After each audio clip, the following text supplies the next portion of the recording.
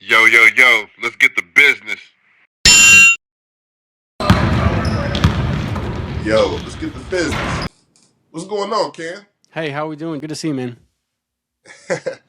You said you wasn't too busy today, but No, not crazy busy this afternoon. Had a couple appointments with some people this morning, but we're excited to lock in. words. It's a good day to work inside. It's a good day to work inside, for sure. Right. It's a nice it's a nice day to be alive. Y'all, I was looking at the pavement earlier. You can see the heat coming off that thing. Yeah, I picked up my son from school the other day, and he kicked his shoes off, and I was like, and this is a thing he's been doing every day on the way home from school. He takes his shoes off and throws them into the trunk of my car. And I took them off. I'm like, dude, we got to wear shoes. And I put them down on the pavement. He's like, it's hot. And I was like, that's why we wear shoes. Right, it's blazing. Yeah, put your feet on that pavement, see what your life is like after that. Yes. But yo, let's get the business. To be exact, to be clear, of the brand name CD Elite Yes, Sports CD Elite Sports Rehab. That's me. Sports Rehab. That's what you represent. That's what you specialize in. Your expertise for many pro and college sports figures. Knowledgeable experience. So definitely, I took a dive into your catalog a little bit. I had to do a little bit of homework, not too much, but you know. But definitely, man, you've worked with MLB players, NBA, Major League Soccer, Team USA. You help real people get out of pain, your backup training, your expertise at people recovering, like whether it be injury, sports injury, things of that nature, identifying limiting factors, and you build a precise plan around whatever issue the athlete has going on. You lock in, you key into that, and then you execute with real intention. The goal is simple: to get the athlete out of pain very fast, restore how the body is supposed to move, then get regain the mobility back, and build it to a higher level than once before. You boil down into the proper specifics, not only just doing simple therapy. That's what I would like to draw light to early to Yeah, let dude, people understand. it's super fun getting to help out so many different people. I mean, so I've been building up my private practice. Started doing this about 2 years ago, and then but it's been super fun to build up to this point where all the different people that I've got to work with guys that were in the NBA, guys getting ready for like NBA Summer League, MLS athletes. Right. U.S. men's national team soccer players, Hmm. Olympic medal winners, like all these different peoples, but then also people here locally in Kentucky as well. So Absolutely. The list goes on. So where are you from geographically? yeah, so I'm from Omaha. Grew up in Omaha, Nebraska. Went to Missouri State in Southwest Missouri, and then when I graduated from Missouri State, moved to Lexington in 2018. So actually, from 2018 to 2025, I was the athletic trainer at Lexington Christian Academy. So I work with all the Oh, sporting word. programs at Lexington Christian Yeah. Academy, and then from 25 to 26, I was an athletic trainer over at Transylvania University, and then since school year ended in 26. I've been full time doing my own private work, but built that up over the last 2 years. So, it was kind of extra money on the side, but built it up so it's literally my full time job now. Is just working with people as a private concierge athletic trainer, whether that's working with people online, whether working with people in person, like 2 days ago, we got La Familia in town with the TBT going on, and No doubt. I'll be there Monday. yeah, and I'll be in Louisville Monday. yeah, Yeah. yeah, but I was working with like Kahlil Whitney, like getting him right for the Lil game. Whitney, Just, yeah, Ansley Almanor. yep. Worked with Ainsley last year for the TBT. Worked with Kahlil this year. So super fun to help out these pro basketball players. Feel good because at the end of the day, like anytime that you're on the court and people are watching, it's a tryout for go and make some big bucks. So. Absolutely. So you take pride in that and you understand what the standard is, right? No, but like you get someone moving like I think about it like this. It's really hard to perform at a really high level when the Hmm. foundation is rocky. Hmm. It's like if your Right. knee hurts when you squat, it's gonna be really tough to do a putback dunk on somebody. Hmm. And so Because that weight, because that extra strength is no e- longer there. exactly. It's like if this little thing causes me issues, doing a high level activity is gonna be 10 times harder. And so the easier I can get your body to move doing simple things, the better it's gonna feel doing these really, really complex things. Absolutely. So you key into yeah, making sure the body is at its proper form so it can at least perform. Yeah. So And when I look at injuries, I kind of look at it like from a two-fold perspective. Is like most of the time someone gets a knee injury, right? And you go to physical therapy, and they're like, "Oh, your knee hurts. Here's 20 knee exercises. Let's throw them at the wall and see what sticks." hmm And you're like, right, and you do them, and you're like, "Okay, how's that?" And you're like, "It's okay." It's like, "Okay, well, because these are great knee exercises, let's just do them for 8 weeks, and then it's going to help you along the way 8 weeks later." Like when hmm I work with my clients, it's like, no, like you have a specific problem. You don't have knee pain. Like you have you have infrapatellar fat pad impingement when you're going into knee extension that's bothering you on the lateral aspect. And it's like yes, those that's interesting. specifics matter, Yeah, because then it's like, okay, everything that I do isn't a part of this knee exercise bucket. It's literally like tailored to exactly eliminating that problem.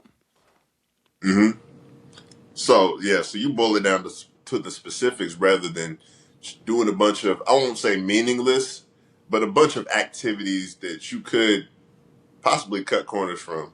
Yeah, and that, like, the more efficient your rehab can be, like the better results you're going to be, because like I'm under the firm belief that if I'm doing rehab, I should be feeling better every 5 minutes. Where it's like we change hmm something. Like, oh, now my knee can bend more. Oh, now I've got a little bit more strength through my hamstring. Oh, my hip doesn't hurt as much. Like, it's not going to go from 0 to nothing. Like, from this is 10 out of 10 pain to 0 out of 10, 0 out of 10 pain in 5 minutes. But if I can like help move the needle on that every 5 minutes, like then, we do that 10 times in an hour, then you're like, oh wow, I hmm actually feel a heck of a lot better Right. So the consistency, the repetition. of actually finding a problem, fixing a problem, moving on to the next problem, where whatever we're doing hmm actually fixes a deficit that we found, not just like, oh, your knee hurts, here's good stuff. hmm And then Right. on top of that, like the biomechanics of the whole body really matter. Like my hip affects my knee, which affects my ankle, which affects my toes, and my toes affect my Yes. hip, and the whole other thing where, I say like most problems, like let's say we have a knee problem, it's not just a knee problem. It's like, why did that knee problem happen? And, I kind of view myself like a tradesman. Like if you had a leak in your kitchen and there's 4 inches of water on the floor, and you call a plumber to come over to your house, and all he brings is a mop and a bucket, you're going to be pretty mad, because yeah, the Man, water heated. on the floor is going to be gone, but the reason why that water popped up in the first place is probably going to come back. hmm Or when I work with my people, it's like, yeah, I'm going to bring that mop in the bucket because we want to get that water out, but I also want to bring my pipes and so I can go under the sink and be like, oh, look, your P trap is leaking right here. Let's tighten up this pipe so that the reason why the water got on the floor doesn't happen again. Like there's a Right. problem, but there's also a reason why the problem popped up in the first place. And finding both Mhm. and fixing both is really for me like my secret sauce. Finding that core Exactly. and But like cutting all the way out from the why are bottom, we right? having these issues? Right. Because I noticed you focused. You've mentioned the value, or I would say just the analyzation of the body being interconnected, Hmm. like you said earlier, and it's quite fascinating. You know what I mean? Because you wouldn't think that, maybe this little nerve in the back is connected to Hmm. that side of your neck, and your back is connected, or whatever.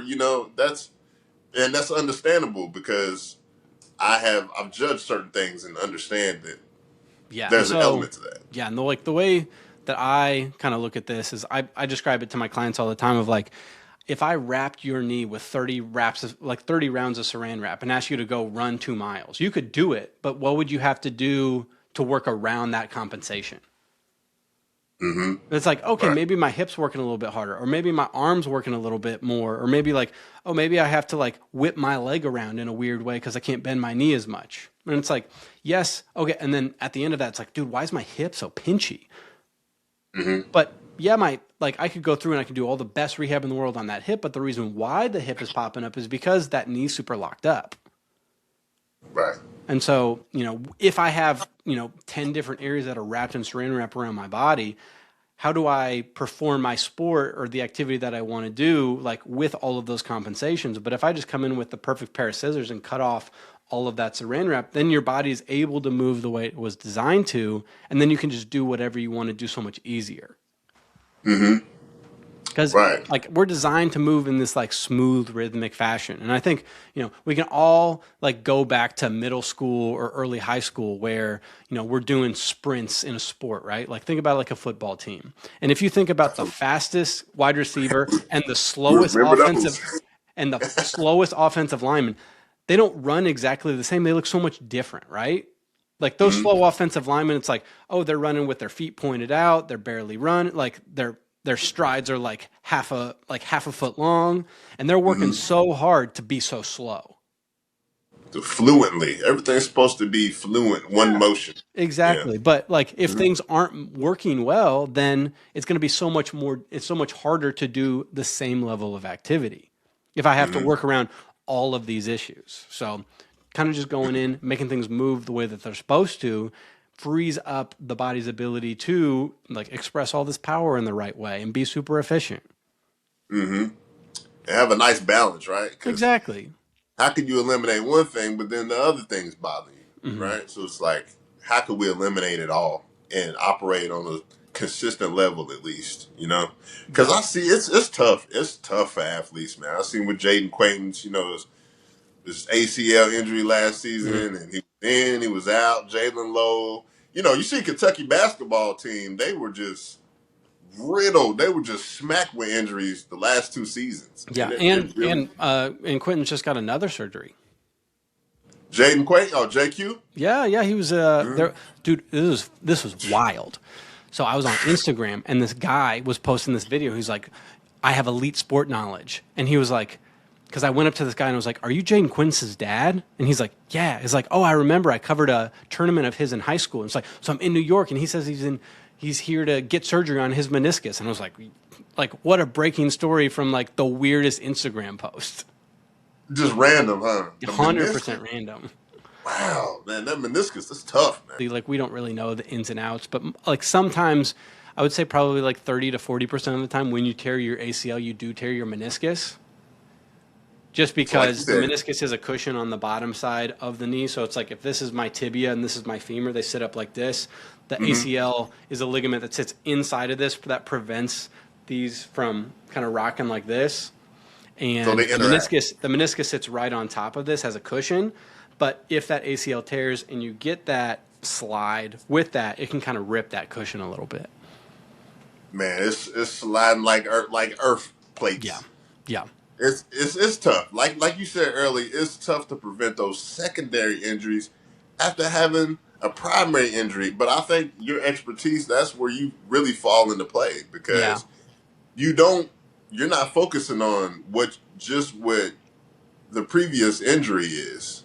You're trying to eliminate all factors. Yeah, and I think when you think about ACLs, what's your guess on like percentage of ACLs? Like someone tears their ACL, they get surgery. What's your guess on how many of those re-tear? Like 25. So Really? yeah, but still, you would think I have ACL surgery. 1 in 4 people re-tear their ACL. I would say, a nice number though. That's still But a pretty good number. you would think that would fix the problem, right? Right. But the way that I look at this is one thing. You tore your ACL, right? And then you have this surgery. And surgery is kind of like the worst injury you can get because someone actually goes in and like drills in your bone, right? And you get your new ACL. Awesome. You get your new ACL. There's a reason why you tore your ACL in the first place. Absolutely. There's a biomechanical inefficiency of why your body was in that position. And you can go in and literally, like, if you Google every single time someone tears their ACL, 2 things happen. A, that knee dives in across the body. And B, their foot is turned out and their arch collapses. And so when I look at awkward angle. It's an awkward angle that puts negative stress on the knee because then the knee's kind of put in this position, and then it's either I keep going in this position and tear something in my hip, or I just pop in the knee. And so, when it comes to, the rehab, I think the rehab is super important, but I think the right rehab is most important because the leading predictor of injury is previous injury. And that makes complete sense, right? The indicator. Yeah, because you think like, oh, we all know that guy who used to be the guy, right? And then he got this thing, and then he got this thing, and now he's a scrub. right? Like, he used to be the best seventh grade basketball player in all city, and now he's just like, now he's D3. Yeah, and You know? we've even seen Hall of Famers go through it. I mean, we've seen the Exactly. greatest of the great go through it. Yeah, but I think that says, so if the leading predictor of injury is previous injury, what does that say about rehab? Well, It means the right did rehab, or right? did it fix the problem, right? Yeah, Because there's a yeah. difference between like, oh, I pulled my hamstring, I get to the point where there's no pain, but why did I pull my hamstring in the first place? If we don't find that reason and fix it, I'm more disposed to have a hamstring injury again in the future or another injury because, like, let's say I roll my ankle, right? Yeah. If I wear a boot, I walk around, I do some ice, I do some stretches, a little strengthening, and 3 weeks later I go back to playing basketball. Is my ankle going to be tighter or looser than it was before the injury? Joined now by Dalen Swain. And Dalen, you made it clear you were not happy individually with your first. Yeah, but it's just like, okay, what are we trying to fix, right? Because it's like, I can work with the ankle and the person goes back and they feel pretty decent. But if I work with someone and they have, like, they went to cut and their ankle turned because it was too weak, right? Mm-hmm. If I get them back to exactly where they were before the injury, that's still not good enough because the injury happened in the first place. Yeah. So you're just refrying the beans. No, it's like you want to be up to 120% of where you were before the injury happened. Right. Because when I think about like an ACL tear, right? It's like there's a reason why that happened in the first place. But if 1 in 4 people who tear their ACL and get it repaired tear it again, then that means maybe the rehab missed the reason why that happened in the first place. Yeah. That poor movement pattern that's probably still in the system. Mm-hmm. And then you throw them back out into the sport and we're surprised that it happened again. But they did all this rehab. But it's like, we kind of got to do the right rehab. Do the correct rehab, yeah. Yeah. And, respectfully, what I mean? But you've seen this happen often. I'm sure you've seen it countless of times. Mm-hmm. Go back on the court, on the field, the volleyball court, whatever it may be. And I know the mental and the psychological part of it is really, it has to be stressful. Yeah.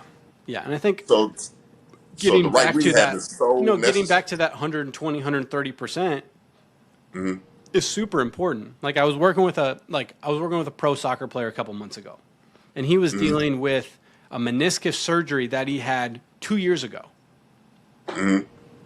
Like playing professional soccer, like doing really good for his team. But he's like, dude, my knee's swelling up. It's super achy all the time. Like, it hurts when I kick the ball. I'm like, that's so hard to play soccer when it hurts to kick the ball, right? Oh, God, it's tough, man. And so we went and looked at his knee, and I'm like, he couldn't bend his knee as good as the other side. He couldn't straighten his knee as good as the other side. Like, his patella wasn't moving as good as the other side. He was missing some strength here and there. And it's like, no wonder you are having a difficulty doing these high-level activities when, like, the basics of you moving your joint around are still an issue 2 years later. Just the basics. Yeah. If those are that difficult, then yeah. Yeah, but like, in my head, it's like you have to hammer the basics so much that it's like an elite-level basics. And, like, it's fun for me because obviously I got kids right now that are 2 and 4 that are like the perfect model for me. And so I'll do biomechanical like analysis of like how their joints move at 2 and 4 years old. And I'm like, this is freaking awesome. I wish all my patients' bodies could move like this. Because when's the last time you've heard a 4-year-old be like, my back hurts, my knee hurts? Right. Right. And they're like, no warm up. They're like, I just played Legos for 35 minutes and then I stood up and I did 500 sprints and I feel great. That's fun, though. You get to test things out on them. Yeah, but it's like, okay, if this is how my 4-year-old's knee moves, my 27-year-old professional athlete's knee, if we can get that moving even close to that, they're going to feel so much better. Absolutely. Yeah. That's a good point right there. And, the proof is there, and it's cool that you focus on things like the lymphatic system. Am I not pronouncing that correct? Lymphatic system. That's pretty interesting.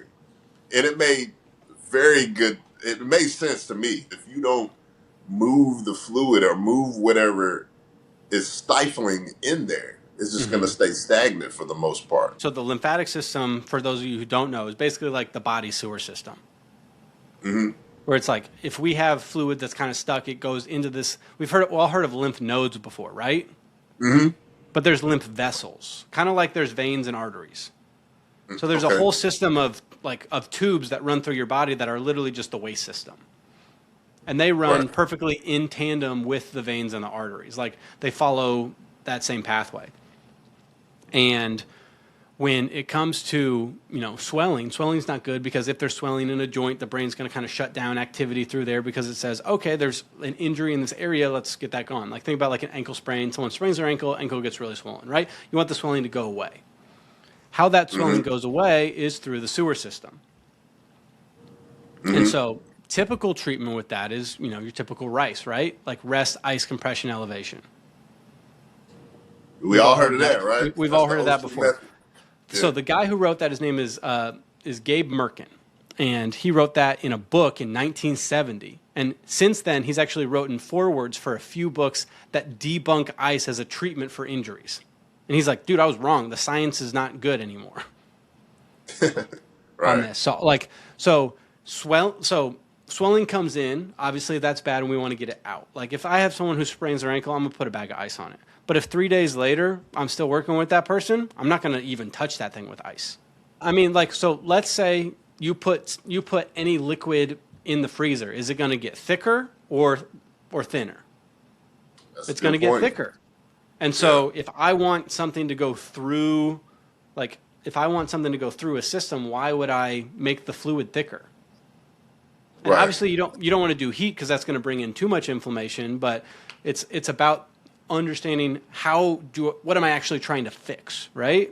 And so if I want this swelling to go out and I want to push it through the lymphatic system, there's certain ways that you can actually push it through there that it goes a lot faster. Like I'll work with people and we'll do some specific massages like on an ankle that's recently swollen. Like 4 minutes later, they have new veins that they didn't have 4 minutes before.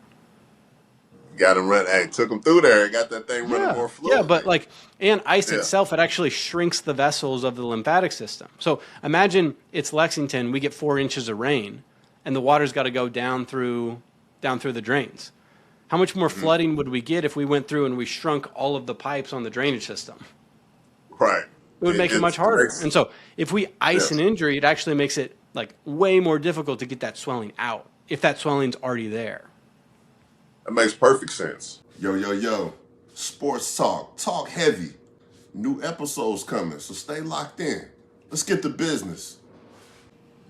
So what about sleeping patterns? Like say somebody, they went through Tommy John surgery or whatever.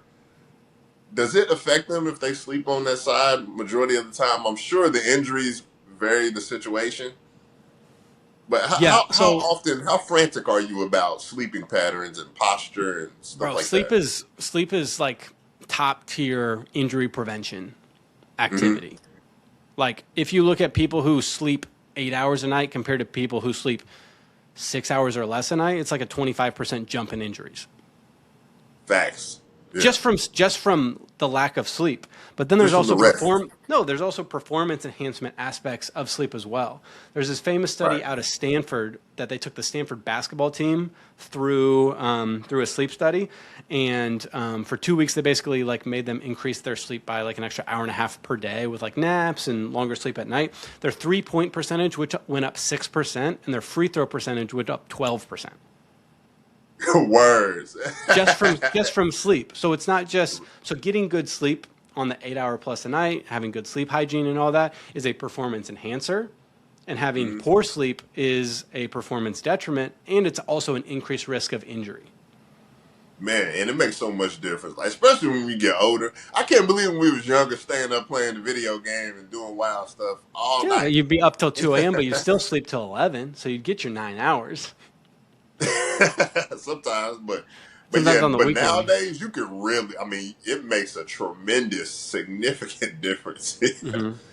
Yeah, no, and there's so much crazy studies, especially in older people, and you can be doing if let's say you're trying to lose weight, like let's say I'm 20 pounds overweight, I'm doing all the right stuff, I'm exercising, I'm eating right. If I sleep under 6 hours a night compared to 8 hours or more a night, two groups of people doing the exact same thing. Those people who don't sleep enough do not lose any weight because their body is so stressed out from a nervous system perspective that they're holding on to that. You can do all the stuff right, but if you don't do sleep right, you're screwed. That's unreal. That's fascinating, man. Just how the body works, man. It is.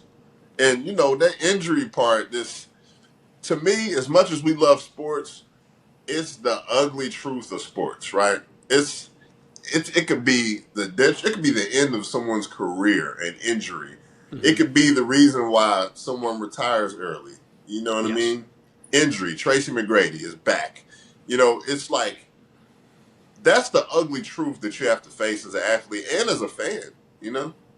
Yeah, and I think when I look at injuries, I look at it kind of twofold. Like there's injuries where it's like someone's playing a sport and someone hits them and then they get an injury. Like for me, that's a part of sport. The ones I hate Yeah. the most is like, oh, you see someone like Odell at the Super Bowl. He catches the ball, he goes to cut my knee. Like those are Yeah. the ones that I hate because Yeah. You're right. those You're right, Cam. non-contact injuries. Yeah, I hate non-contact injury. That's like it adds a triple layer to it. Like, damn, nobody Yeah. was even touching me. Just sometimes you don't even see it. You don't even see anything happen. You're looking at the replay and you're like, I didn't see any contact. I didn't see any awkward No, but fall it's or like, misdirection. It's just yeah. like, And those are the things that are super frustrating where it's like, oh, yeah, Damian Lillard, Jason Tatum, word, pop their damn, Achilles, yeah, because it's like, oh, I'm playing basketball. It's like, that sucks. But it's like, what are the different things that we can do to hopefully positively affect that from a performance enhancement aspect? Because like I view my job kind of like two different ways. So like today I was working with a high school volleyball player, and she came to me and she was dealing with a problem. We started working together and we fixed that problem. And we're going to still work together on making her. I can't. For me, it's like let's fix the problem, get you out of pain. But then we kind of get to the fun part where it's like let's get picky on like, okay, my arm feels a little bit weird when I'm hitting in this right, position. But if we make that yeah. feel better, then you're not going to think about it. You're going to hit harder, and it's going to make you a better athlete. That's And cool. so We're already what here. Why not enhance it? exactly, but the way that I look at it is like all the stuff that I do, it helps people get out of pain, but it also makes them feel better and perform at a higher clip. And you've built so many relationships, I'm sure, around this way. And so, what does that result make you feel like? Okay, we've executed the problem. It's all smiles in this therapy room, and now we're ready to play ball again. What's Yeah. your first energy burst like? I mean, How's I that make think you for feel? me, like obviously in the athletic training world, athletic training is kind of interesting in the like traditional setting because you're there through the whole deal, right? Like, oh, someone goes Hmm. down on the field, you're the first person out there running on the field. Hey, what's wrong? "Ah, pop my hammy. Okay, like, all right, let's get you over Yeah. the sideline, put a bag of ice on it. Next day, we start doing rehab. We do the rehab process, slowly integrate them Hmm. back into practice and stuff, and then you see them back out in the game. You're like, this is awesome because you get Absolutely. to make those positive changes for them. But I think as an athlete, one of the most frustrating things is your body holding you back from what you want to do. It's so I guarantee And it, it's man. like It's outside of your heartbreaking. no, it's outside of your control, right? Like Yeah. I was working with a pitcher at EKU this spring, and he called me and he was like, "Hey, I'm pitching. I usually like my fastball is like 85, 86. Like I've been pitching like 81. Like my arm feels super dead. I don't know what's wrong." He came and worked with me, and like he could barely rotate his shoulder the way he's supposed to. We fixed that. We increased his strength, all this stuff. We saw him one time, and his fastball went up to 85 his next session. We did it like 3, 4 more sessions with him, and he topped out at 90 to finish his year. Now he was a senior, and he's not going to go play pro, wasn't drafted or anything, and he's retired from baseball now. But it was so nice for him that he finished his career, and he's able to kind of hang his hat up, knowing like, hey, I did everything I could, and it Yeah. was like, I did my absolute best, and it's kind of nice to say I did my absolute best. My body wasn't holding me back. That is great to see. Just to see that he could give it 100% and go full throttle. No, like when it comes to sports, we all kind of want to, like as a player, right? Like I played sports and, way back in the day, about 15 years ago. But when I look at this, it's like, it's kind of nice to look back and be like, hey, I'm glad that the sport spit me up and chew me out rather than like wanting that opportunity. It's like, oh, I wish I could, like, there's no what ifs if you tried your best and your body wasn't holding you back. And like you say, those unexpected occurrences, because I got a nephew who plays college baseball right now, Mhm. and he injured his elbow. He's back out on the field now. He's doing he's doing a marvelous job now. But he did injure his elbow. But it was one of those type of injuries where he couldn't really pinpoint where it came from because he plays golf as well. So he's like, "Did I do it on the golf course?" Who knows? My people ask me all the time, why'd this happen? And I said, I don't honestly, I don't care why it happened, but I'm worried about fixing it. There you go. We're here. I know that. So We're here. We might as well fix it. yeah, you might as well go from here and see how we can strengthen this thing. You know what I mean? Add some 100%. mobility, get the blood flowing, and all that. Get the potassium. You big on potassium? More of a sodium guy when it comes to nutritional aspects, especially, I used to work at LCA, so, really competitive high school football program. And so, we had protocols of like, here's how much sodium you should have like every single day, especially on a game day to make sure that we're not cramping. This is how much we should reload that, basically making it a math equation rather than like I had a Gatorade today, Yeah, facts. Yeah, no doubt. No, like because pretty typically, cool, like in a hot day like today, let's say there's a high school football game. Let's say like LCA is playing Bryan Station. Like if that's happening, those guys go out. By the time warm-up's over, they've already sweated out 1,000 milligrams of sodium. There's 250 milligrams of sodium in a Gatorade. The cramping is big. And then you're surprised that football. Like you start warming up for a 7:30 football game at 6:30. It's 9:45, and you're surprised that you're cramping. I remember those days. No, but that's like being surprised that in mile 22 of a marathon that my calf is starting to tighten up. Right. You don't realize when you're out there and your adrenaline's running and the repetitions there, like, okay, I practice like this all the time. It's always hot, so in your mind. But practices aren't 4 hours. Yeah, you're right. And you take a high school football game and you warm up and then play the first quarter, that's your typical practice time. Yeah, that's what I'm saying. Like once mentally your passion kicks in and you don't realize how much work you're actually putting in out there. You're like, you don't realize how long you've been out there. You don't realize how hot it is. And no, but sometimes that's the beauty of that's the beauty of the sport is like, you got offensive linemen out there, it's 5 degrees and they're wearing t-shirts. Like they don't feel it anymore. They got the adrenaline. They got the adrenaline running, they're ready to go. And I'm and there's games like that, like I'm over on the sideline and be like, oh, let's get some running clock. I am freezing. Yeah. Let's score 2 more touchdowns so we can get that clock running. I am cold. Like, them cold spring baseball games where yes. Hey, there's been some cold spring baseball games. You hit something off the end of the bat, it'll sting a little bit, So yes. I think some of it is like they don't realize what they're doing, and then it just happens. Kind of like a heat stroke. Mm-hmm. It just you don't feel a heat stroke coming, right? I've never had one, but it seems like you don't really sense it. It just suddenly.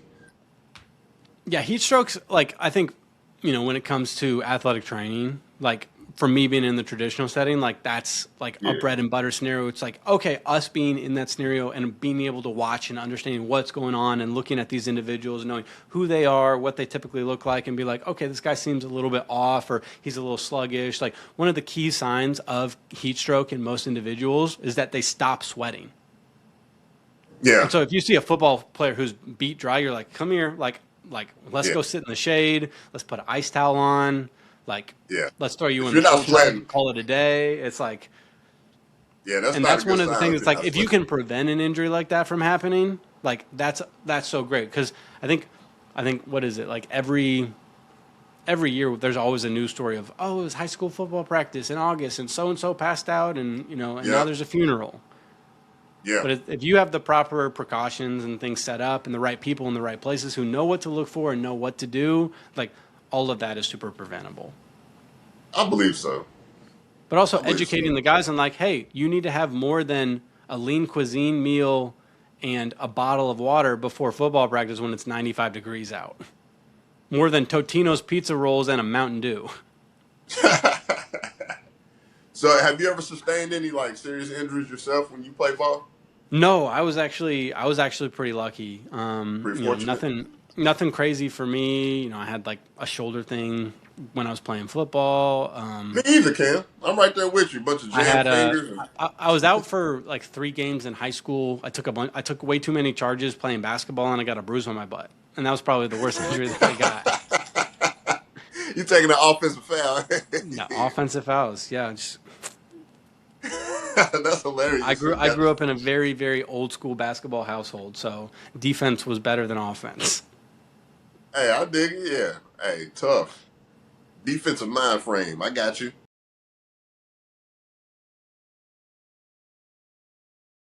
So, how big are you on dieting as far as like the athletes when they come around? Are you big on like they come in there with a soda? Like, what are you doing with that? You know Um, better. I think at the end of the day, people dial in on the specifics a little too much. That's Where why I it's like, asked you. this is good, this is bad. I think there needs to be nuance in a lot of stuff, right? It's like, let's let's take your typical high school basketball athlete who's growing, wants to grow muscle, and is also running for 3 hours a day. Right. That dude's got to eat some food, like four to five Yeah, he thousand can't be a calories. vegetarian. No, that's like Yeah, 4 to 5 thousand calories a day, while he's also trying burning to them. get like 150 to 200 grams of protein a day. Right. Yeah. Have fun trying to get 5,000 calories a day eating beans and rice. Right. Like, You gotta add some. no, Yeah, you you gotta add some like protein to that. no, like smack half a pizza. Who cares? Like as long as you're getting the calories in, right? And like Yes. you saw this in the NBA documentary on Netflix. Like it was post practice, and Anthony Edwards is ordering Domino's for himself, right? Yeah. But it's like Right. how many hours did that guy work out that day? And if he's trying not to have his body break down even more, he's got to put as many calories as his body needs into it from a sustaination standpoint, from a calories out perspective. You add that up, and it's just like, okay, these are the basic requirements that I need to meet. Like, I think Nice balance. there's one group of athletes that severely limits themselves as female athletes. Like you think about a 145-pound, super strong girl who plays like softball, right? Right. And she's running, she's hitting, she's strong. Like that girl needs to eat more than an unwich and a diet lemonade that day for her to Like you said, actually maintain what she has and actually perform at a really high level. Because if I'm not eating enough, that's a performance detractor, and it can possibly enhance the injury risk that you have. So That's if I'm an interesting. athlete that's trying to build, like, why am I not eating? Right. That's interesting. You say, yeah, common in females because they a lot of females. I won't say all, but they do focus on not eating too much. Yeah, but you think You about know, weight. the typical teenage girl. Does their diet look good, or is it like, oh, what'd you have for breakfast? Oh, some like I used to work high school soccer, Yeah. and these girls would come for a 1 p.m. practice or like a 3 p.m. practice. What'd you eat today? I had some goldfish. I'm like, Yeah. Some Starbucks. what are we doing? What are we doing?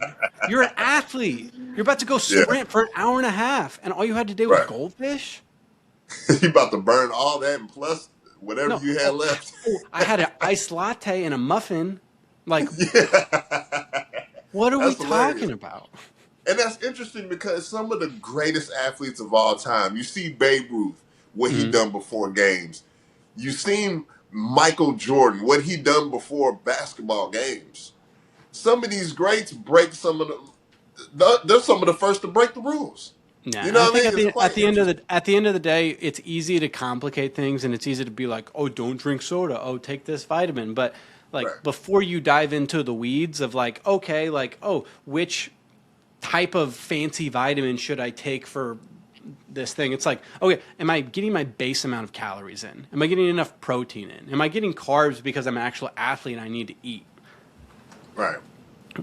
Yeah. And all these That's things. a And if good you point. hit those basics, then you can be picky on the specifics. So don't be an extremist yet, right? Like hold Yeah, your horses on all that extra there's not. supplement. At the end of the day, people ask me like, "Hey, is foam rolling bad? Is ice bathing good?" Like all this stuff. And I'm like, "What's your goal?" Yeah. And based on your goal, does that help you meet your goal? Is it helpful to get you toward your goal, or is it not helpful to get you toward your goal? And that's where our old souls stick in. I'm old school when it comes to that sometimes. Because, like, I think you're right. A lot of people focus on the extras. I think probably some of it is the internet. You got ChatGPT. You got Google. You got people, you got, what you call it, influencers or whatnot, telling and recommending these certain things in If you certain don't do individuals this, want to try it out. like If you Yeah, don't have this all this. vitamin, you're going to have a bad basketball season. I got to buy that vitamin. Yeah, you know what I mean? It's like that. A lot of things are being sold in the universe right now. It's like you may Yes. not want to buy everything you No, see. there's a lot of low hanging fruit in athletics where Low like hanging fruit. I was literally watching this video of the Ohio State director of strength operations for the football program. And he said, "What are you what's the most typical thing you see?" Is like, dude, these freshmen come in, they don't know how to nutrition. Like they have no idea how to fuel their bodies. And you would think, "Oh, this is a 4-star, 5-star guy. He's got Yeah, he knows at Ohio everything's State. dialed." Yeah, and the The Ohio Buckeyes? State director of strength is saying they don't know how nutrition works. Wow. Wow. And so if the highest level 4-star, 5-star is coming through and he doesn't know what you're talking about, what's the guy who's unrecruited doing, right? That's interesting. I think we're probably generationally at a different place right now. You know what I mean? I feel it. I feel like kind of like a shift as far as like how information is being, I ain't gonna say misinterpreted, or there's a lot of smoke and mirrors out there. It's just a lot of information being thrown at people day by day, minute by minute. There's a lot of intake. So if you don't control your intake and check your source, you may be a little lost in the sauce. I can see that. Yeah, 100%. But Ohio State though, that's pretty crazy. Yeah, no, that was literally, I saw that video this morning, so.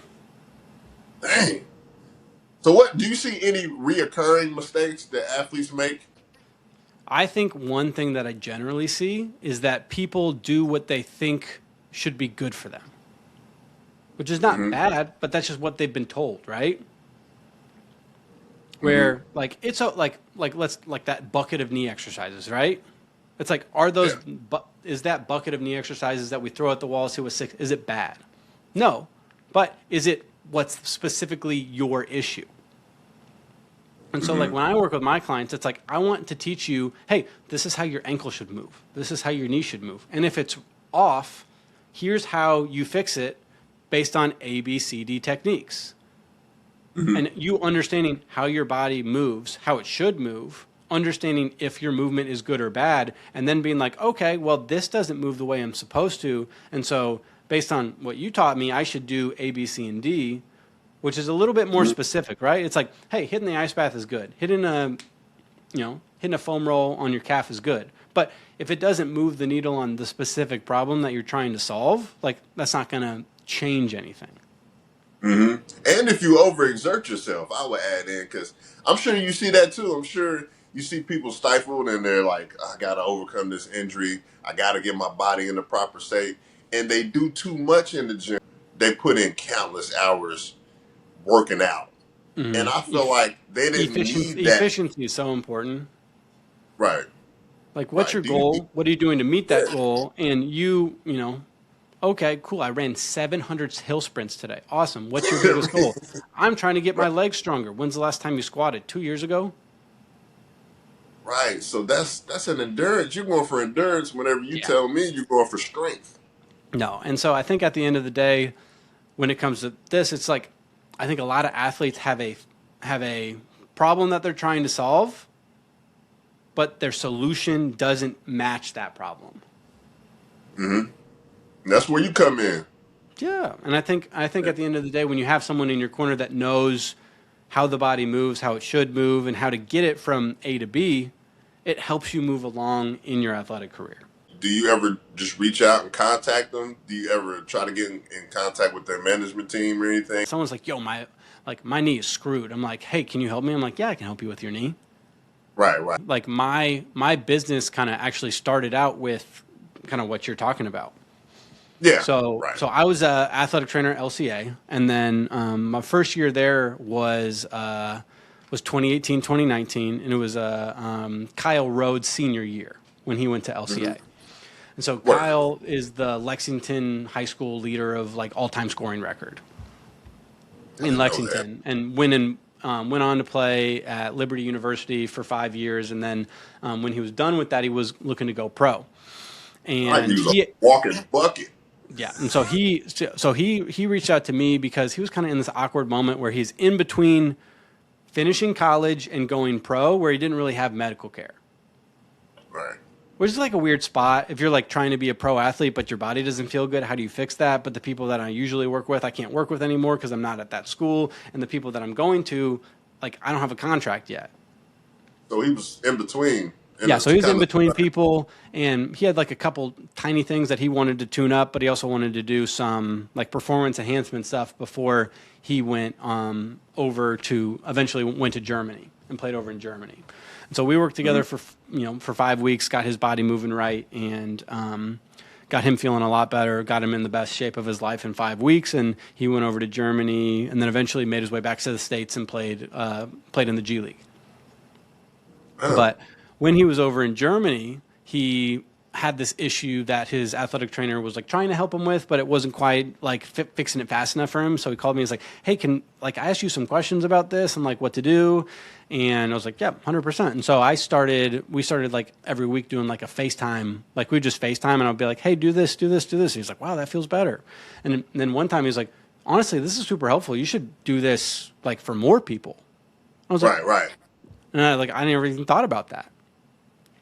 Because I was just helping out a friend of mine throughout that process, and that's cool stuff. And then man. Really just started off, the idea of like, okay, what if I started a business? What if I went and instead of working at this high school and doing this for this high school, what if I had my own business where people just came to me and instead of sometimes in the athletic training world, it's like you have those long, boring days where like I'm sitting at a soccer game, nothing happens, and then I go home, right? And that's like 3 hours of sitting out in the rain. But what if like I'm doing, rehab of like, for me, like I love doing rehab. That's my favorite part about what I do, of like having someone come in, they have a problem, I help them fix that problem, they go feel better, right? What if my entire job was doing that?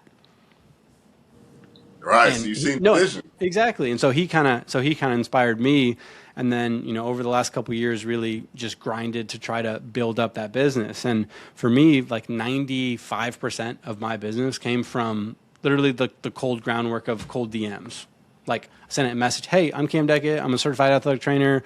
I get people out of pain super fast. If you want to get out of pain fast and are down for like a 15-minute call, like let me know." Like I've sent that message to every single guy in the NBA. I've sent that message to every single guy in the G League, like probably like 10,000 different people. I think it's funny for me because I've sent the delusional text, "Hey, Luka Doncic, are you looking for more rehab?" Yeah. Because at the end of the day, if he says no, awesome, and in the exact same spot I'm in right now. If he says yes, what do you have to lose? I have nothing to lose. And like for me, like I'm like working with Kahlil. Like I sent Kahlil a message, "Hey, I see you're in town for TBT. I'm a certified athletic trainer. I get people out of pain fast and moving better. Would you be interested in working together?" And he'd be like, "Oh yeah, this sounds awesome." We started working together, and now he texted me the other day. He's like, "Yo, my knee feels like freaking awesome. This is crazy." Yo, that is crazy. Yo, shout out to Kahlil Whitney, man. That's pretty. Yeah. That's pretty. No, but that's it's like, cool. you put in the hard work to do this, and it's like, but it's been so cool because, then you work with one person and they refer you to someone else. And I was working with Kyle Rode, and he referred me to one of his teammates, Kyle Mangus, and we started working together. And then Mangus ended up getting an NBA contract. And so it's like, I got to work with someone who made it to the NBA. And then I went down last July to Vegas, and I worked at Summer League. Like I message every single guy on every Summer League roster, worked with a dozen guys down in Summer League because they're like, "Oh yeah, I'd love to do some rehab with you." And it's like, I've got to work with all of these amazing people just because I guess I'm delusional enough to be like, "Hey, if someone says yes, I'd love to be able to help them out." And then I love that about you, Ken. Yeah, and then since I Cool. moved like full-time private, then I've started to work with more people locally in Lexington where like I worked with a softball player, and then that mom told another mom, and then a volleyball player came through, and that volleyball player told another mom, and then another volleyball player came through. And it's like, as sports kick up in the fall, like those conversations are probably going to happen more of like, "Oh, how did she go from being like this to being like this? Oh, you worked with that guy." The word gets around. Freaking love being a private athletic trainer. I just had a session with a disabled veteran who has been having shoulder, back, neck pain for the last 12, 13 years. and he's gone to the VA, he's gone to physical therapy, he's had surgeries, he's had spinal fusion, like all this stuff. We worked together for an hour, and he's excited to go to the gym now because his body doesn't hurt. It's like, it's so fun getting people out of pain and helping them get back to what they love.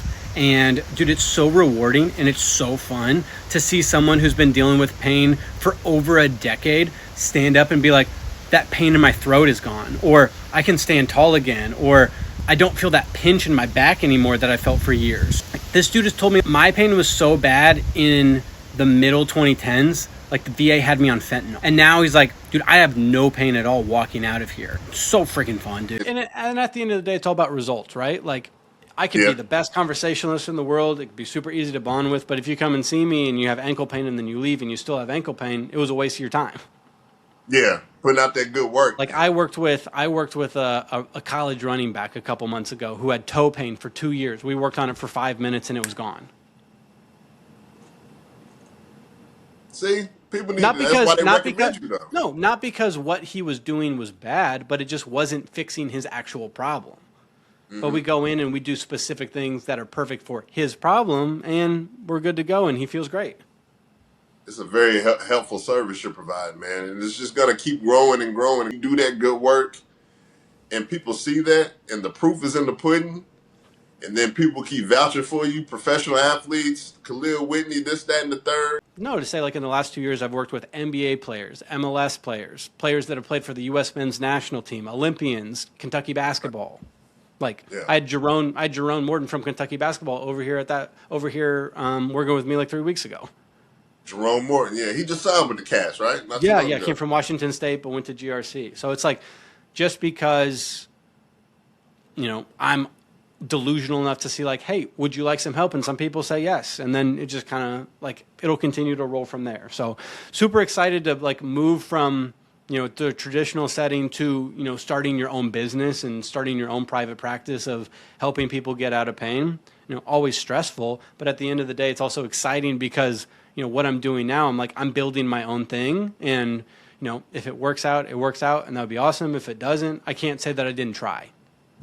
That's the key. You can't say you didn't put in the effort. But me and you share a lot of similar characteristics as far as not being afraid to reach out, network, meet new people. Because sometimes closed mouths don't get fed. No. And sometimes that one opportunity that you really could use to push your brand forward or push things forward, if you didn't pursue that yourself without a management team, without anything, you personally, to make that decision. No, like you ask a question, the worst thing that could happen is absolutely nothing, which is where you're at right now. Yep. So I'm like you, man. I done asked Andy Brashear, hey, you want to come on the pod? And if he says no, congratulations, you're in the exact same spot. But if he says yes, you're like, super cool. I did a podcast with the governor. And that's what's worked. Yeah, I mean, that really, I feel like entrepreneurs, like anything, that kind of works to our advantage. Like because I've seen people that freeze up, Ken. They don't, I know you said communication is just one aspect of it, but that's where it begins. I mean, some people aren't willing to communicate, afraid even, or don't even have the proper confidence to even start a convo. Like, no, that's reality. No, but it's, we're all doing this thing. And here's the thing. Everyone who starts something, we're not going to be good at it right at the beginning. That's true. But it's like my first online rehab with Kyle Rode when he was in Germany probably wasn't as good as the online rehab I did this morning with a college football player from California. I'm probably 500 times better at online rehab now than I was then. But at least I started the thing. No, but then you continue to do it, and you're okay with it being bad, but at least you did the thing, and you just get better at it. You're right. When I first started making clothes, I started making merch at first, but then I learned from my experiences. Yeah, you do that. You do your podcast. Like your first podcast is probably not way worse than this one is. Yeah, you're right. It's about the journey. So that's cool that you get to help out people, man. That's cool that you get that satisfaction after you help somebody heal and recover, whatever the case may be, whatever the situation is, and then you get to watch them perform again, play again, be passionate about what they love to do again. I think that's just that small part. And give the opportunity for them to really showcase their skills, right? Like when I think about like when I think about what I do, it's so fun working for the individual because I kind of care about their next step, right? Like, let's say, like, I worked with a couple guys down at NBA Summer League this last year. Does the athletic trainer on that team care if they drop 20 points a game? Not really. They're just there in case they get hurt. No, but no, yeah. But that's like the biggest tryout of that dude's life. Right. And if he can go and ball out, like, that's huge for him. But it's like, oh, I can't jump off this knee because it feels kind of meh. No, but it means everything to them. Just think of those days. They holding the ball and looking, just watching basketball on TV, and just think about the times when they're young. I mean, they're literally living their dreams out, and you're helping them propel and yeah, which is so fun. Like, I worked with a high school volleyball player last week who was dealing with some pain, and she was going to a college camp, which was like a big tryout for her. And she went to, like, she had volleyball practice earlier that week, and she was like, it hurts to jump. And I'm like, you might be able to need a jump if you play volleyball. So she came in, we worked with her, fixed her up, and by the time we were done working with her, she was jumping around, and she's like, I can't make it hurt. Which was so incredible is that? Which is so fun. It's so fun for me because she's not in pain anymore, but then the next day when she went to her tryout, she was able to showcase how good she actually was. Her body wasn't holding her back. And if she gets the opportunity, if she doesn't, it's just like that baseball player. She said, hey, I gave it my all, and I have no excuses. And so it's so nice to be able to give that to people. But also, like, with the pro athletes that I work with, any athletes in general, it's like we've all worked. Like, I was working with a college football player today who's dealing with some stuff, and when we started working together, he was like, dude, practice is a nightmare. Like, I'm trying to practice, but I'm like, I got to take this rep off and this rep off. I'm looking at the watch. I'm like, how much time do we have left? But, like, when your body doesn't hurt, you can just play and it's fun, right? Yeah. And so how mentally taxing is it if, I want to play soccer or football for another 10 years, but every time I practice, my body hurts. Like, that's so mentally taxing, and it makes you want to quit way sooner, right? Yeah. The psychological warfare of it is, that sucks. But if your body doesn't hurt or feels significantly better doing whatever you're doing, it just makes it so much easier to do what you love and to do what you want to do. Especially sports, man, because sports are instinctively, if that makes any sense. So you make sudden decisions, sudden movements you can't think about. You don't have. It's like the new NFL rules. What they have, I understand it because they want to prevent injury as far as, like, how you tackle someone. But in the middle of tackling, you have to think, I shouldn't tackle this way. I should move up a little bit. Yeah. It's tough. But also from, like, an injury perspective, like, if I'm working with a basketball player who's dealing with knee pain, the last thing I want him to do is think, should I drive here? Because if I drive, then my knee's going to hurt. So I'm going to shoot the fadeaway instead. Yeah. So now you're limiting your game because you're psychologically thinking about what's stifling. Exactly. But if you take all that off the table, then you can just go play, and it's so much more fun because you're playing in flow rather than like, should I step here? Should I not? Should I drive baseline? I'm going to let this guy drive past me baseline because if I put my foot on the baseline on my left leg, that's really going to hurt when I have to drop step back. And we see that. When we watch the game, we see that. We're like, man, he couldn't keep up with this guy. You could tell that he's typically able to, but he's like, kind of, should I? And it's like, you take that indecision out, it just makes any player so much better. Yeah, but it's crazy you mentioned JQ because it's like you can still see the explosiveness in his game. You can see, like, when he's trying out for the NBA out there, it's like you can see the bounce still there, but it's like there's something off there about his knee.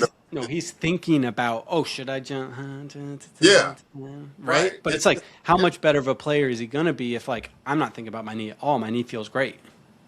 Yeah, it's the indecisiveness, the injury adds to your game that's really, it's terrible. Yeah.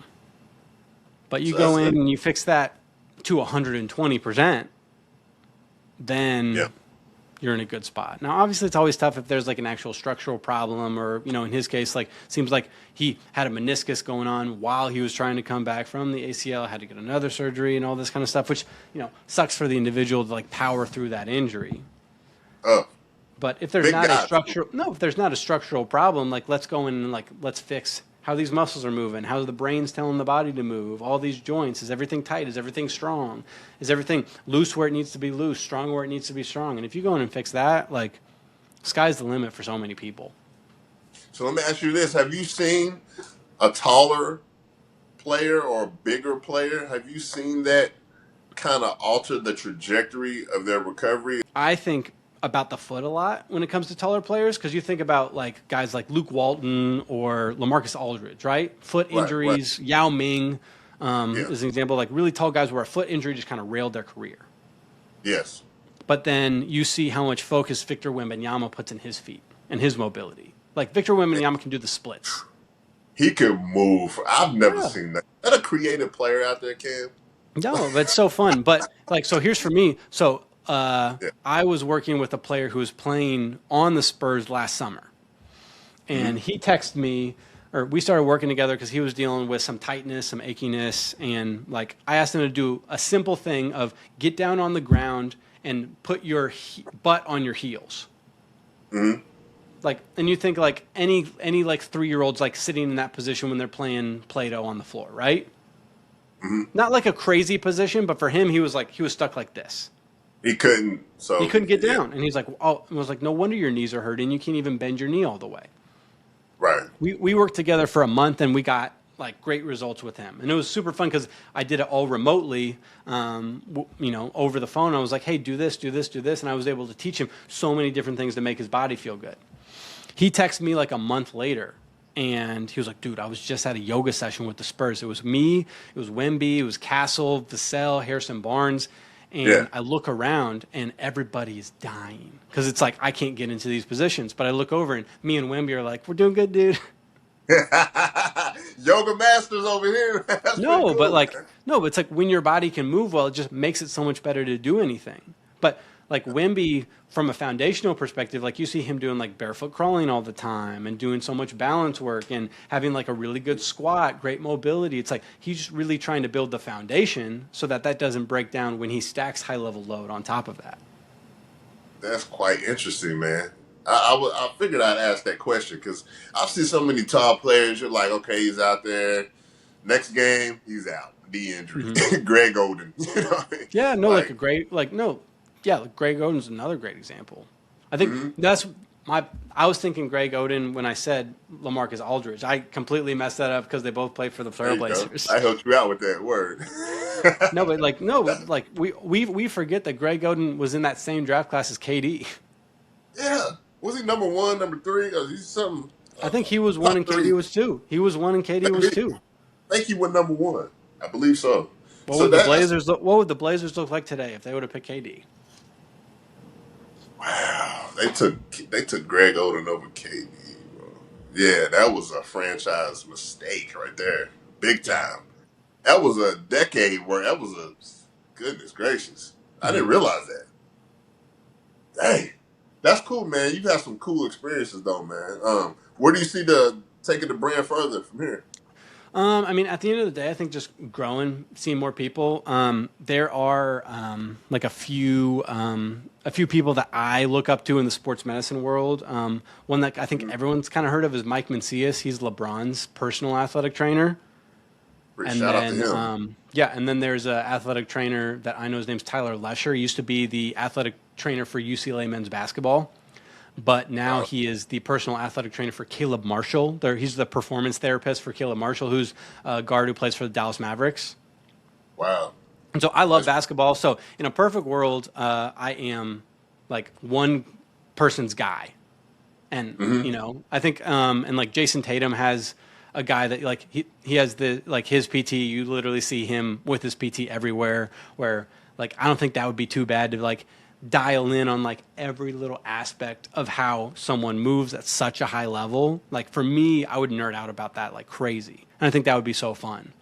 That is cool. So you would like to be hands-on and focused with one pro. So then you could dive into the cracks and the aspect of Yeah, and for me, I think I nerd out about like biomechanics to the like 10th degree, and so being able to help someone like, oh wow, now like if you dial me in with 2 hours with someone every single day for a year, like the difference is going to be crazy. If I can take this girl who can't jump because of hip pain for volleyball, and 2 hours later she has no pain, what's it going to look like if I worked with someone for an entire year like that? You know? Right. And that's cool. You have the education and the intelligence behind that, the anatomy, how the anatomy works, how the body functions. I just think and honestly, like, so if that happens, that for me is like super dream scenario where, like, cause right now I see patients online, I see patients in person. I also teach online rehab course to other athletic trainers. For me, it's like, if I can get results every 5 minutes, like I have some sort of secret sauce and I'd love to share it with you. There you go. And so like I do like a rehab course with mentorship of like helping other people get great results with their patients, because my patients aren't the only ones that deserve these great results. Like everyone's patients deserve that. So you don't mind spreading that knowledge. 100%. I'm not here to gatekeep secrets, but it's super fun to, teach that course and do in-person rehab and online rehab and, spend a lot more time with my family. I used to, be, married to a ball field, and, every single night my wife's putting the kids to bed by herself. And now, I've kind of worked my way, started my own business to the point where it's like, okay, we're about to get off this podcast. I'm going to go pick up my kids from school. We're going to come home, make dinner together as a family. And it's like the fact that I'm able to do that with what I do is so fun. But just continuing to be able to do that and work with more and more people and help more and more people out.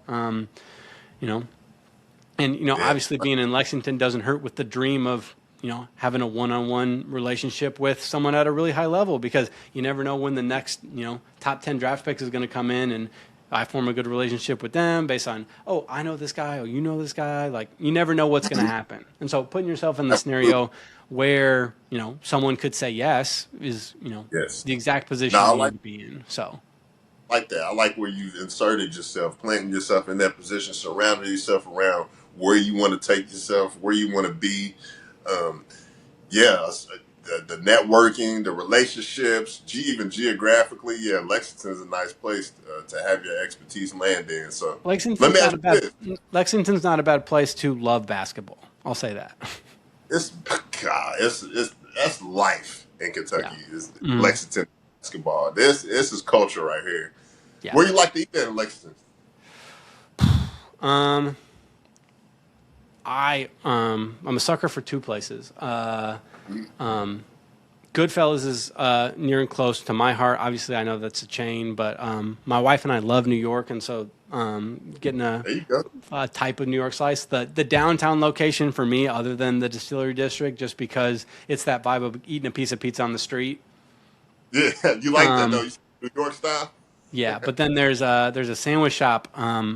Honestly, like half a mile from my house, called Dad's in Lexington, that has just incredible sandwiches. So shout out to Goodfellas and Dad's. Those are two spots for me. Yeah, major shout out. I like those shout outs, man. So I know you got a lot of time to listen to music, especially when you're dealing with the physical therapy part of it and all that. What genres do you enjoy with the music?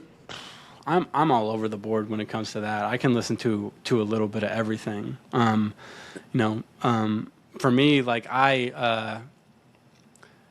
it's fun sharing music with my kids, and so I share like little pieces of everything with them, from country music to rap music to pop music to. One of my daughter's favorite songs right now is an EDM song that literally has no words. She calls it the sound song. And so we'll get in the car and she's like, Daddy, can you put on the sound song? And I know exactly what she's talking about. She goes in her mom's car and she's like, can you play the sound song? She's like, I have no idea what you're talking about. That's adorable though, man. Yeah, I figured we're probably a little bit, well-rounded when it comes to all over the board. So which is super fun. But you share that with share what you love with your kids is also super fun to do as well. So that is very fun. I got two of those whippersnappers myself, man. So. No, and for me, it's super fun because I get to share what I do with my daughter. Like, I had that volleyball player who was over at the house today, and I told my daughter that the volleyball player's coming. She's like, "Can I make a video for her?" And she's like, "Hi, I'm looking forward to coming to your game. Have a great day." And then Oh like, wow. and then that girl, I showed that girl that video. She's like, "Can I make a video for her?" And she's like, "I'm gonna give you my schedule. You're gonna go to the game. I'm so excited to meet Oh you." wow. Because like my daughter never even like met this girl, but I'm like, "Hey, I worked with this girl." She's like, "Oh, I like her. She's so tall."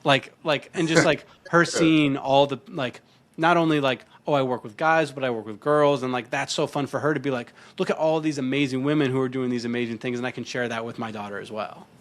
That is fun. She gets to experience that, the nostalgia of that, and it's cool. You can mix career with family and make it Yeah, fun like exactly. that. And then it's like, no, like Bluegrass State games are coming up, and the girls that I've worked with are going to play in that. And like, I'm going to go like probably get my daughter out of school one day and go take her to a game, and she's going to have the time of her life to like And she go gets and to like, see hey, coordinate. you see that girl who just spiked down that girl's face? Like, Daddy works with her. Yeah, yeah, right. That's pretty cool, man. And she just gets culturally, that helps out too. She gets to see you connected with all different sorts of people, Yeah, and it's individuals. and at the end of the day, it's so fun to share what I love to do with my kids. Yes, you don't have to hide it. You don't have to be in the other, close the door, and feel E- awkward about that, right? Exactly. I had a couple pro soccer players who played for LSC coming over to the house to do some work with me, and I was solo dadding for the night. My daughter was supposed to be in bed, and one of the guys was was walking into our big home gym, and as he comes to walk in, my daughter opens up the curtain. She's knocking on the door, waving. She's like, "Hi." I mean, Yeah, guess warm. she's definitely like every time someone comes over, she's like, "Can I talk to them? Can I meet them?" Like but it's so She's fun a to be able to do that, and then like she gets to see what I do a little bit more than when I was in the traditional setting where I'm like, I'm at the high school and you don't really come and visit me, or I'm at the college and you don't really see what I do, unless like mom comes and brings you. But it's like since I work 90% out of my home and people come and see me here, it's like it's so fun for her to get to see those people. And It I is show cool. her the videos on my Instagram. I'm like, look at who was in our house today, and she's like, oh, can we go watch his game? And we're like, yeah, we can go watch his game. And she gets to go meet people, and she's like, that's the guy from the picture. I'm like, yes, that's the guy. Yes. And then she gets to open her mind up to whatever she decides to do when she gets older and realize she'll have that She's confidence. like, can I play volleyball like her? Can I play soccer like her? I'm like, of course. Yeah, nice. So let me ask you this. Chicken wings, drums or flats? I'm I'm more of a drums guy myself. Word. The There's a little bit drums. more meat on the drum. A lot of There's people a say little that. there's Like, there's a little bit thicker bite, like that, like the first three bites on a drum. juicy.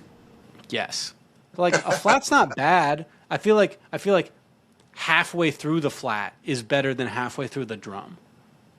Did the drum get a little gunky sometimes? I mean, it depends. I mean, Some you people go say through and that. you rip the bones off, and then you get some nice meat, but like you get that first bite off of a drum, and you're like, this is nice. And then you're like fighting for like the last 15% of meat off that thing. It doesn't slide off like it does the flat.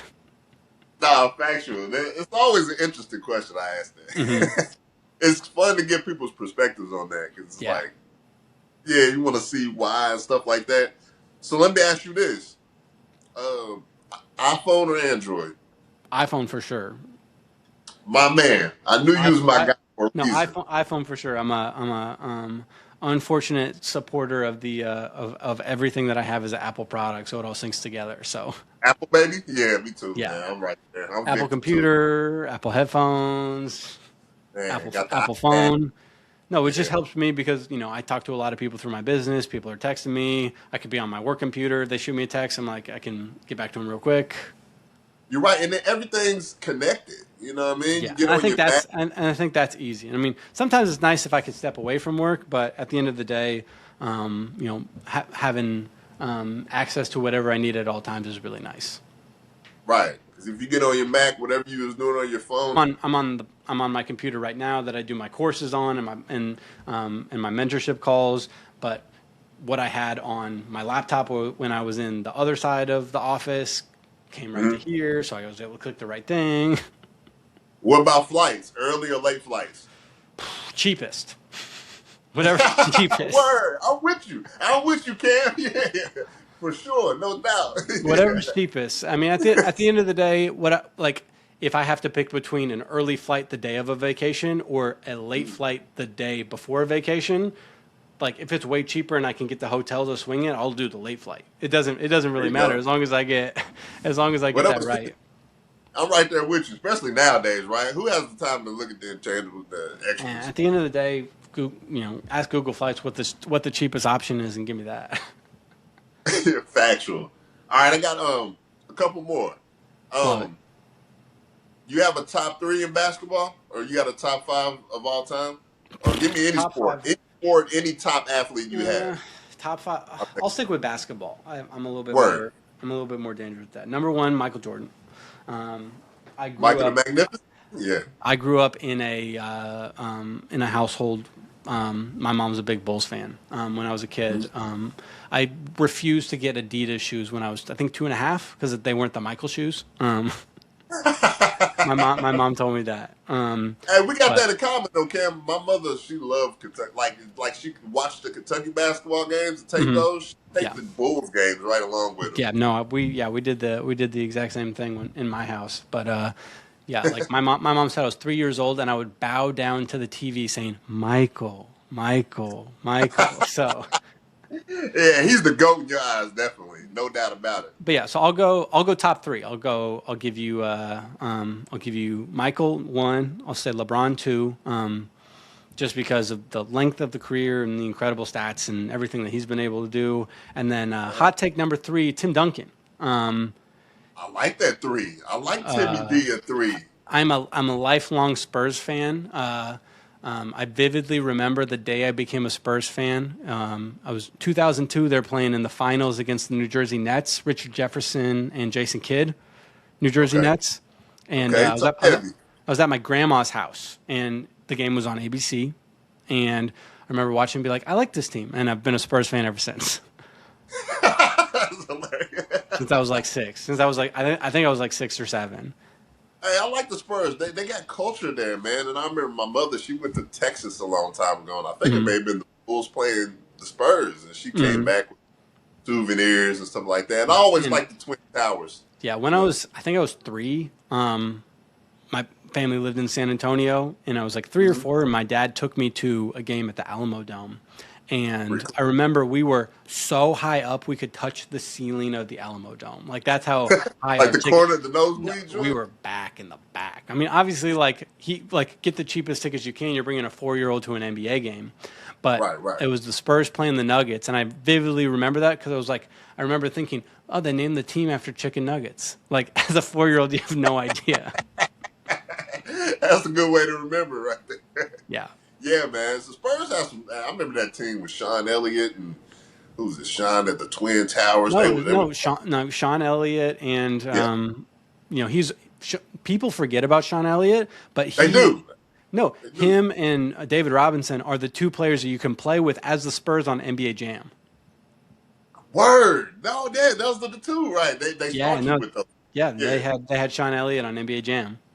Man, I will scrape you in that, Cam. Look, my squad right there. I used to use the Supersonics. I always played with the Spurs because Elliott could shoot a little bit, and David always finished it on the inside. So yeah, he's like goaltend and everything. 100%.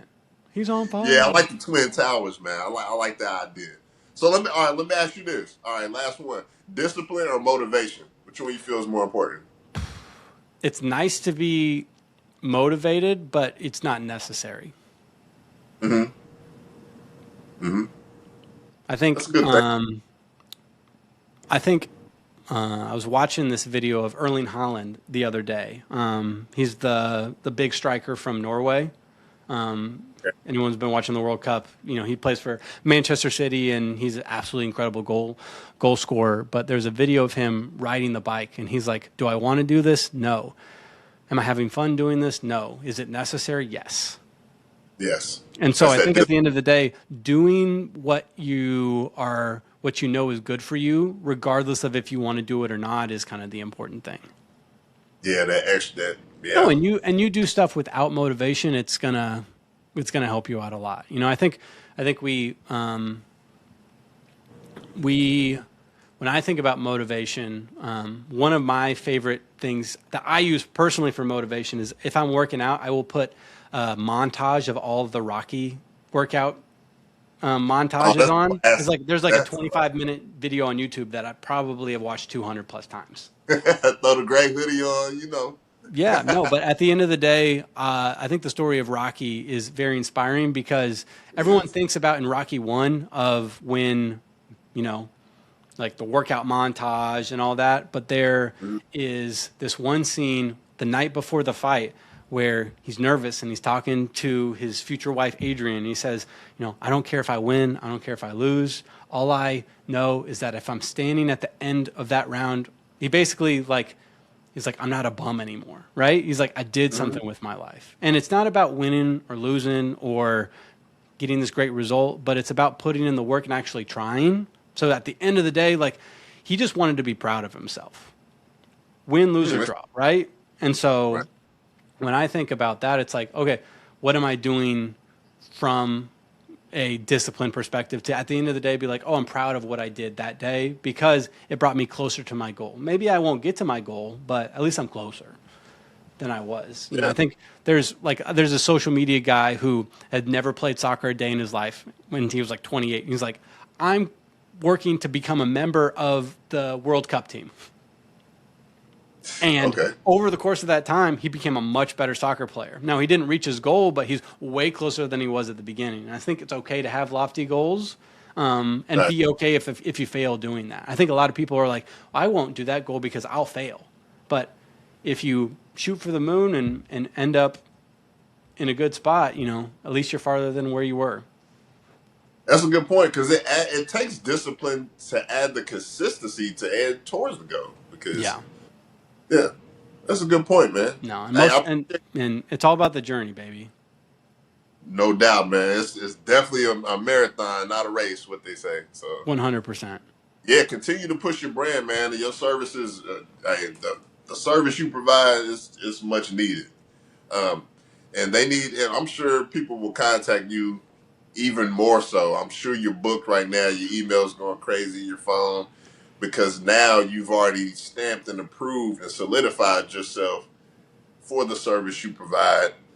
So continue to do that, man. People really acknowledge you. They embrace you. They respect that, and they love you for it.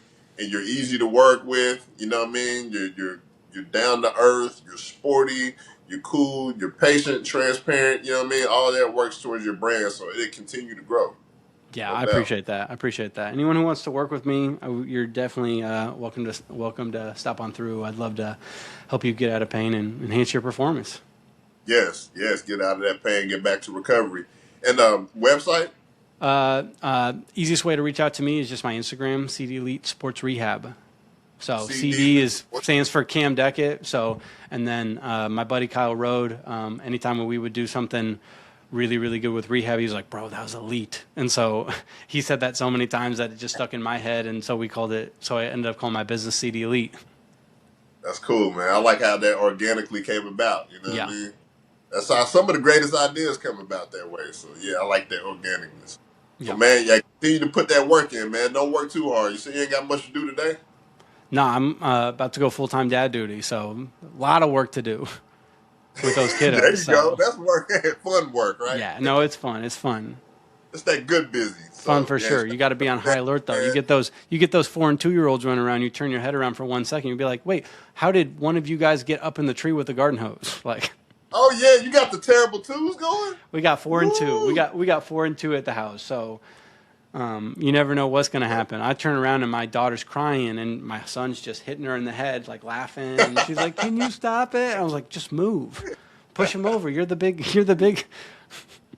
Yeah, they always going at it because I got a Always daughter. something. No, there's My, always my daughter something. It's always so son are fun. like my daughter and son are a year apart.